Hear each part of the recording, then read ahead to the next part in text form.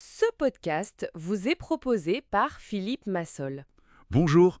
Alors aujourd'hui, on va se pencher sur un sujet clé, l'étincelle qui pousse à entreprendre. Bonjour, oui, cette fameuse étincelle. On imagine souvent qu'il faut absolument avoir l'idée du siècle, vous savez, mais est-ce que c'est vraiment le meilleur point de départ? C'est une excellente question. On pourrait peut-être explorer ensemble une autre voie, une approche qui serait, je pense, plus pragmatique pour lancer son projet. Oui, tout à fait, parce que ce mythe de l'idée géniale, il est tenace. Mais quand on regarde les chiffres, c'est assez parlant, hein. Ah oui, Figurez-vous qu'il y a seulement une idée de nouveau produit sur environ 3000, qui finit par devenir un vrai succès commercial. C'est très peu. ah oui, quand même. 1 sur 3000. Exactement. Et une étude, elle date un peu, de 2004, mais elle montrait déjà que la cause numéro un des échecs, c'était quoi? C'était une mauvaise compréhension de ce que les clients attendaient vraiment. D'accord. Donc on se trompe de cible en quelque sorte. Voilà. Du coup, la question fondamentale, c'est peut-être moins quelle super idée j'ai que quel problème concret je veux résoudre. C'est intéressant de voir les choses comme ça. Ça change tout, en fait. Si on prend des exemples, les sociétés de livraison de repas, par exemple. Oui, bon exemple. Elles cartonnent parce qu'elles répondent à une question hyper simple, non? Qu'est-ce qu'on mange ce soir? C'est un problème récurrent. Tout à fait. Ou Airbnb. Au départ, leur question, c'était où est-ce qu'on peut dormir quand on voyage sans se ruiner? C'est vrai. Et ils ont commencé tout petit, d'ailleurs. Je crois que c'était avec des matelas gonflables dans leur propre appart, c'est ça? Exactement. Très loin, très en dessous des radars de l'industrie hôtelière classique à l'époque. Ils ont vraiment ciblé un problème très précis pour un petit groupe avant de devenir le géant qu'on connaît. Donc, identifier le problème avant de penser solution, c'est ça l'idée. C'est ça. Et ce qui est bien avec cette approche centrée sur le problème, c'est que ça donne beaucoup plus de flexibilité. On peut tester différentes solutions pour le même problème. Ah oui, on n'est pas bloqué sur une seule idée. Voilà. L'objectif, c'est de trouver une solution qui soulage une vraie difficulté, une douleur, comme on dit parfois pour certains clients. Et si possible, de le faire mieux que ce qui existe déjà. Mieux que les concurrents. Exactement. Il faut vraiment insister là-dessus, hein. Les gens, les clients, ils achètent une solution à leurs problèmes. L'idée elle-même, aussi brillante soit-elle sur le papier, ça leur importe peu si ça ne résout rien pour eux, quoi. Ok, je vois. Donc, on part du problème. Mais imaginons qu'on ait une piste de solution. Comment on sait si elle a du potentiel, cette idée? Il y a un truc qui me vient.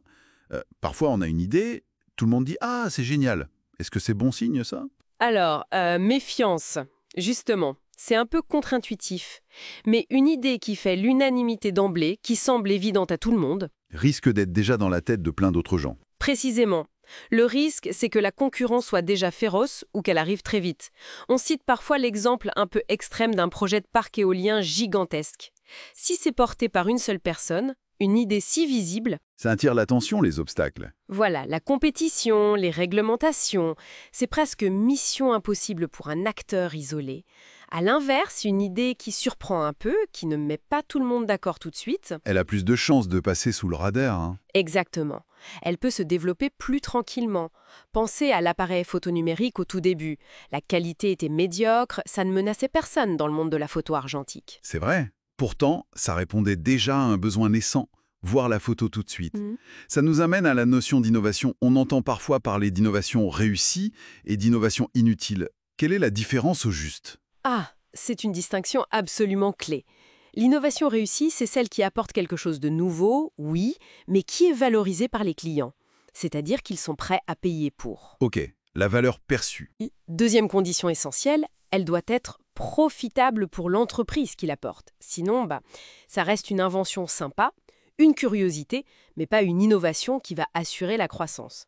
D'accord. Donc, valeur pour le client et rentabilité pour l'entreprise. C'est ça.